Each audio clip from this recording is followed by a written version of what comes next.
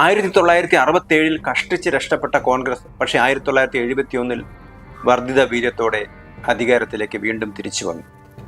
1971 ബംഗ്ലാദേശ് യുദ്ധത്തോടെ ഇന്ദിരാഗാന്ധിയുടെ ജനപ്രീതി വർദ്ധിക്കുകയാണ് ചെയ്തത്.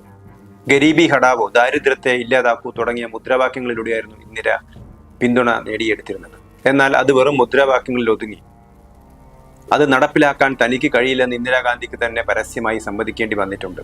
ജനങ്ങളെ ആകർഷിക്കുന്ന ഗരീബി ഹടാവോ തുടങ്ങിയ മുദ്രാവാക്യങ്ങൾ പ്രഖ്യാപിക്കുന്നത് പോലെയോ മുഴക്കുന്നത് പോലെയോ അല്ല അത് നടപ്പിലാക്കുന്നത് ഇന്ദിരാഗാന്ധിക്ക് പിന്നീട് മനസ്സിലായി. 1971 ബംഗ്ലാദേശ് യുദ്ധത്തിന് ശേഷം നമ്മുടെ സാമ്പത്തിക സ്ഥിതി ദുർബലമായി, വിലക്കയറ്റമുണ്ടായി, തൊഴിലില്ലായ്മ വർദ്ധിച്ചു, ജനങ്ങൾ അസ്വസ്ഥരായി, യുവാക്കൾ നിരാശരായി, അഴിമതി അതിൻ്റെ പാരമ്യതയിൽ എത്തിക്കഴിഞ്ഞു. ഗുജറാത്തിലും ബീഹാറിലുമായിരുന്നു പ്രതിഷേധങ്ങൾ ആദ്യമായി ഉയർന്നത്.